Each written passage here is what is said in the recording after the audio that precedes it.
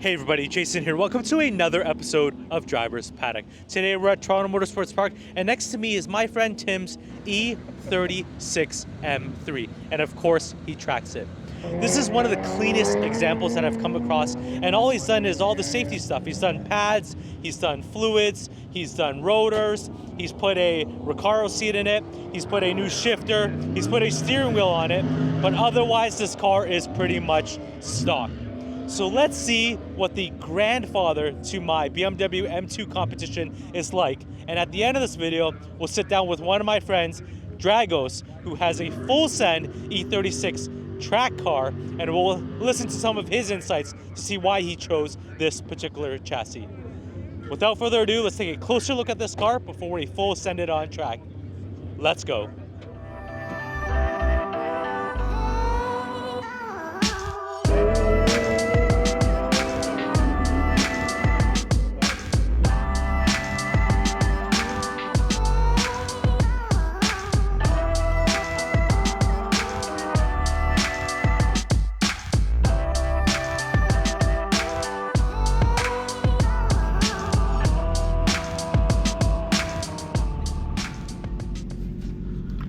So everybody, I have a E36 M3, got a Momo steering wheel, I have a Recaro podium seat, and I have a really nice shifter. So, oh, just stalled it. I guess, oh, stalled it again. What is going on here? Oh, I'm already in gear. Okay, there we go, guys. I guess I have too many assists. One thing, this car does not have traction control. It is already off. Or rather, again, it doesn't have it. Alright, here we go. E36 M3, first time wide open throttle. Oh my god, that sounds good.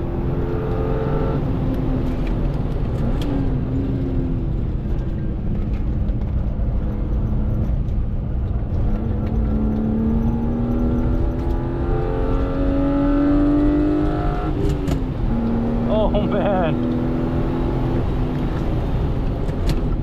I like how the weight transfer acts on this car. You can really feel front end's pushing a little bit, but very manageable.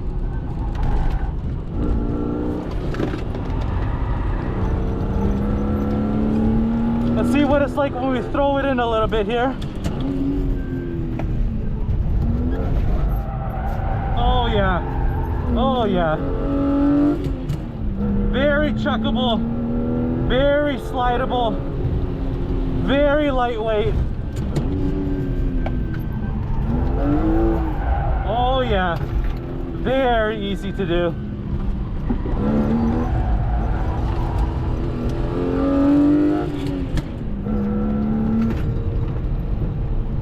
I can't believe this is the stock suspension that came with the car.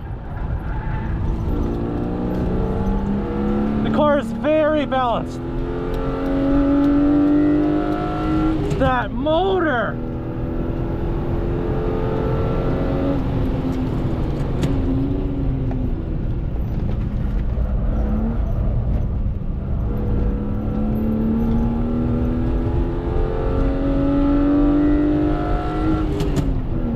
The shifter. Starting to get used to it. I like it. Very tactile. Little bit of front end push here. That's okay. Very manageable. Throw it in. Lift to rotate. I like it. On power. Lift to rotate here. Okay, I can't help myself.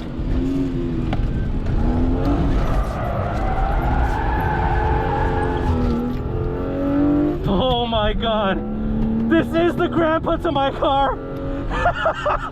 Oh my god.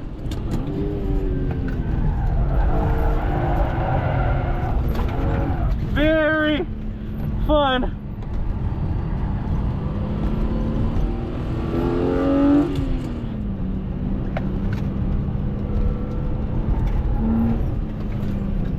The suspension is really soft though, but I like it. It's teaching you something. The weight transfer. Oh, that motor. Okay, why don't we try to put down a decent lap? Let's stop hooning this thing around. This thing is so much fun, but let's see what it can do on these tires. Here we go. E36 M3, mostly stock. What can it do? Here we go.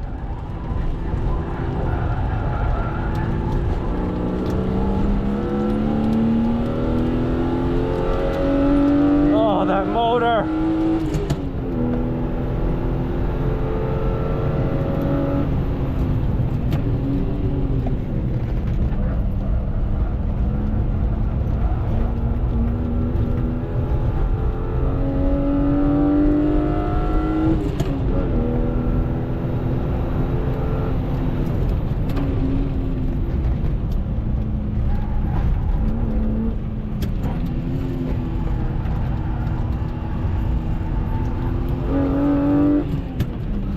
Lift to rotate on power.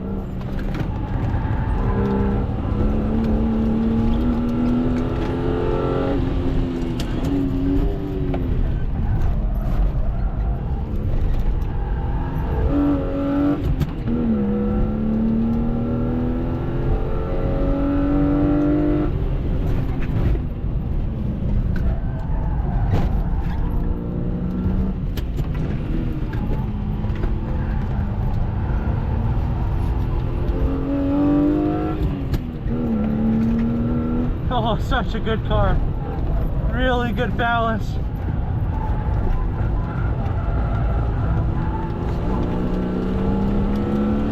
Oh. Oh. I love this car.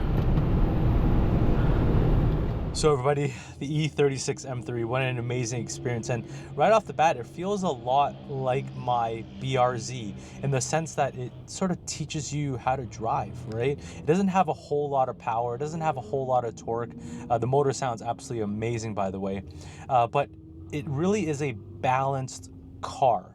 And what I mean by that is, you know, it does have a hint of understeer, but you know, you back off the throttle, the nose tucks in. You know, when you get on the throttle, aggressively, the rear kicks out. It does everything that you'd expect, right? And this car being so light, coming from an era where cars were more simple. You know, I love the analog gauges. You know, of course, I love the seat, the steering wheel. And again, this car has the stock suspension from so many years ago. There's a lot of lean. There's a lot of dive, there's a lot of squatting. And so that weight transfer really teaches you how to drive. You have to drive it well if you want to go fast, right? When you get on the brakes, the nose pushes down. When you get on the power, it squats. When you turn to the right, you know, the outside wheels really load up. It is a bit floaty, but again, you just have to drive it well. And you know, the steering is, you know, pretty communicative. It's okay. You know, the shifter obviously here is like really good. I just have to get used to it. The clutch is very natural. The throttle is very natural. Of course, any motor is absolutely amazing, right? Instant response. But one thing is the brake pedal has a really long travel that I'm not used to. But apparently that's how it is. But I'm so glad that the owner, Tim, you know, tracks this car. And the thing is the E36 M3 still a good buy in 2024? What I'd say is, yes, absolutely. But you do perhaps need to know something about, you know, the mechanics of the car, right? How to fix things. Because again, it's such an old car, or have a lot of money to throw at it, because you're going to have to replace parts. Things are going to break. You probably need to replace bushings, do the vanos, so on and so forth, all the things that come with old BMWs. But I'm so glad that I got this opportunity to drive this car. But let's hear from another one of my friends, Dragos, who has a you know, pretty nice, I call it a Clubsport build that he time attacks and also drives on the road. Let's hear from him because he really is an expert in E36s. Let's go. So everybody, we're here with my good friend Gabe, and he has an amazing E36 M3 that's going to be featured on this channel soon enough. He's built it into basically a track monster, right? That also is amazing on the streets, right? I would say yes. I really like driving on the street quite a lot, and on track, it's a car that really, really rewards you when you push it. I I like to say that it's kind of like yours in the sense that the more that you ask of it, it just keeps giving you and giving you what you ask of it, and it just rewards you when you push it. Yeah, so I just drove the E36, and nothing beats lightweight, right? And what would you say some of the amazing things about the E36 M3 are? I think the chassis itself is something that uh, I can't speak enough about. I would say that it's super communicative. The balance is not something that's as well balanced as a GR86, for example. I think the GR86 is probably one of the cars that has the most amazing balance, but the E36 is quite close. From the factory, they always say, 50-50 weight distribution, but when you're sitting in the car, the weight distribution is much more 53 or 52, 48, 53, 47 kind of deal. If you treat it right, if you get the right modifications for the car, it just gives you a lot. In stock form, the car is kind of boaty, but with a good set of coilovers, you don't really need sway bars, but they do potentially help with the roll a little bit. But a good set of coilovers, you don't need engine mods. If you can focus only on the chassis, focus on developing your suspension, getting the right alignment in the car, it really is amazing to drive. Yeah, this car is 18 years old and it's mostly stock, just some preventative maintenance, new rotors, new pads, fluids, of course. It has the seat, it has the shifter, but otherwise it's stock. Yes, it's a little bit floaty, a little bit boaty, but really it's such a thrill to drive. That motor sounds amazing. Um, it's super balanced, like you said, and I love just the way that you can kind of dance with it, right? You can kind of steer with the throttle. I mean, it's stock differential from 17, 18 years ago. I just can't imagine, like, when this 25. car, 25 years ago, Yeah, this car's from 1998. 1998. 98, so 26. Oh my goodness, Yeah. that's so just it's just an amazing example of sort of what BMW was before, what lightweight meant, what I don't know, the chuckability of the car almost, right? It was amazing. So, Gabe, can you tell us sort of about the motor, about other things that make this car a great car? So relatively simple kind of formula when it comes from BMW. Front engine, rear drive, torquey engine, very linear. The North American motor in this car was quote unquote neutered. They had a much better motor in Europe that had ITBs. This one does not. It has an intake manifold, and it has really good low end torque. It outperforms the European motor and even the predecessor, the S54 and the E46 M3. In terms of torque, this car is better. It has more usable range, and combine that with an LSD. It's a two clutch LSD, 25% locking. It allows you a certain range of play, and it really lets you kind of, as you said, dance with the car. You can be super grippy with it. You can hoon around with it, and as long as you have the discipline with your throttle and your inputs, it really rewards you. So the motor itself, I can't say enough about it, to be honest. It's really, if you want to modify it, it's quite easy. Some breather mods can net you some upwards of 30 to 40 horsepower if you want to go that route. But the stock motor itself is so torquey and so linear that you don't really need it. And the chassis is light enough that it really doesn't add too much if you give it a huge amount of power. When you're chasing time, obviously people want power. Power nets you almost everything around the track, like TMP, for example. A lot of people think that it's not really a power heavy track, but really you have a lot of acceleration zones where in a quote unquote low power car, you are losing seconds, right? So if you want to chase the time like that, that's a different story. Add power, so on and so forth. But the car honestly doesn't need it, and it is a car that just teaches you how to drive. Honestly, it does. It's kind of like, again, kind of like the 86.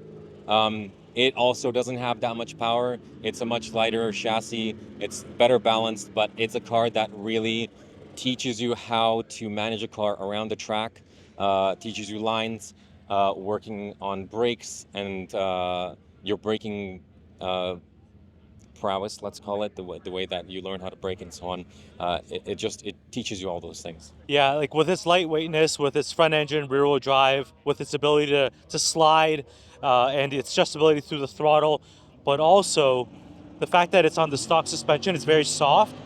The weight transfer happens very slowly, Yeah. and you really actually feel the weight transfer, the lean, the yaw as well in the car. And so like I just echo what you're saying. Like it's such a great car to learn on. And the thing is, this car is so old. You really need somebody like yourself that knows how to wrench on it, that knows how to work on it.